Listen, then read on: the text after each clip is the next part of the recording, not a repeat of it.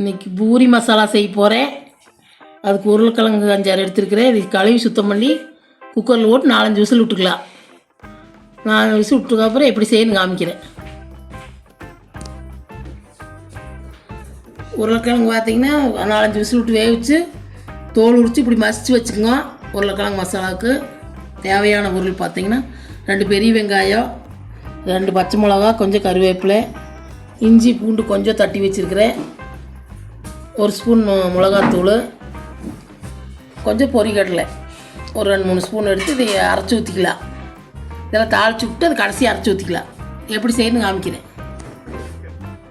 அடுப்பு பற்ற வச்சுட்டு ஊசி வச்சுக்கோங்க. எண்ணெய் ஊற்றிங்க.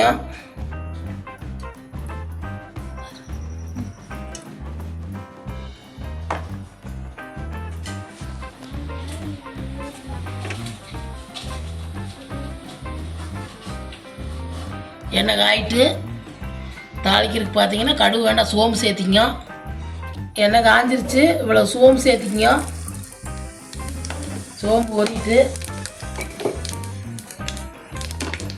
வெங்காயத்தை சேர்த்திக்கலாம்.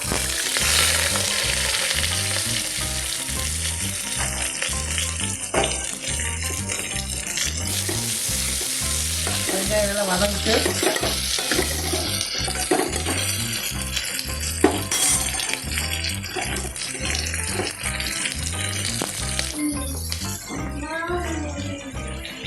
வெங்காயம் இந்த அளவுக்கு வதங்கிடுச்சு. நீங்கள் பச்சை மிளகா கருவேப்பிலையும் சேர்த்துக்கலாம். இது கொஞ்சம் வதங்கிச்சு.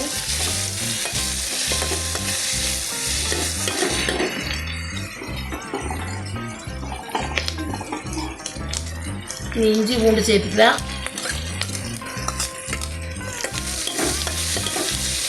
எல்லாம் சேர்த்து கொஞ்சம் வதங்கிச்சு. இஞ்சி பூண்டு கொஞ்சம் கம்மியாக சேர்த்துங்க. ஒரு 4 பல் பூண்டு கொஞ்சம் இஞ்சி சேர்த்துங்க. இதெல்லாம் போட்டால் வாசனை அடிக்கி கொஞ்சமாக சேர்த்துங்க. இது எல்லாருக்கும் தெரிஞ்சதை தெரியாதுன்னு சொல்கிறேன். இந்த மசாலா பார்த்திங்கன்னா தெரியாத சொல்கிறேன்.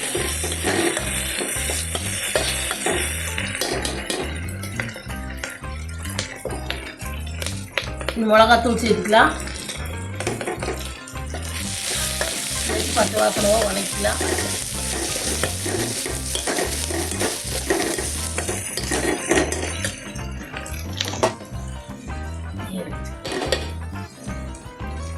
பச்சை வாசனை ஓவெல்லாம் வதங்கிடுச்சு. இந்த அளவுக்கு வதக்கிங்க. நீ உருளைக்கிழங்கு சேர்த்துக்கலாம்.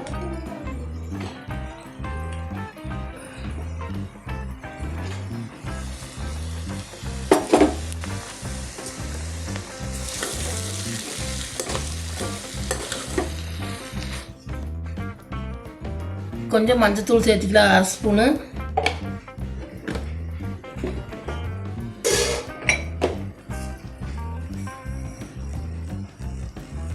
கொஞ்சம் உப்பு சேர்த்துக்கலாம் தேவையான அளவு. நீ கடலை அரைச்சி ஊற்றிக்கலாம். பார்த்தீங்கன்னா பொட்டுக்கடலை பவுடர் அரைச்சாச்சு. இதுக்கு 1 டம்ளர் தண்ணி ஊற்றி கரைச்சி ஊற்றிடணும். அப்படி ஊற்றினீங்கன்னா புருடாயிரு. நல்லா கரைச்சி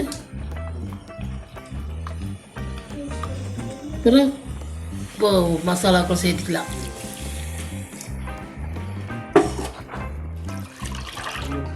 இன்னொரு டம்ளர் ஊற்றி தேவையான அளவு தண்ணி ஊற்றிக்கலாம்.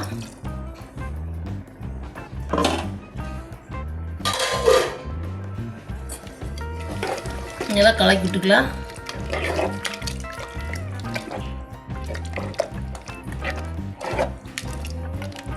இன்னும் கொஞ்சம் தண்ணி சேர்த்துக்கலாம்.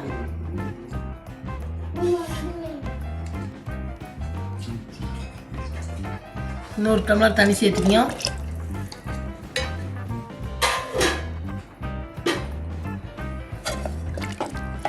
உங்களுக்கு தக்காளி பிடிக்கணும், ஒரு தக்காளி கூட சேர்த்துக்கலாம். எங்களுக்கு தக்காளி டேஸ்ட் பிடிக்காதனால நாங்கள் இப்படி செய்கிறோம்.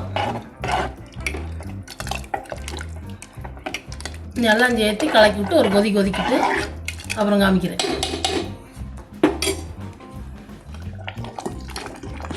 பார்த்தீங்கன்னா பூரி மசாலா ரெடி ஆயிடுச்சு. இது கொஞ்சம் நல்லா தாளிச்சுட்டு கொதிச்சா போகுது. கொத்தமல்லி தழை தூவி இறக்குனீங்கன்னா சூப்பரான பூரி மசாலா ரெடி. நீங்களும் இந்த மாதிரி பூரி மசாலா செஞ்சு பாருங்க. வீடியோ பிடிச்சிருந்தா லைக் பண்ணுங்கள், ஷேர் பண்ணுங்கள், சப்ஸ்கிரைப் பண்ணுங்கள்.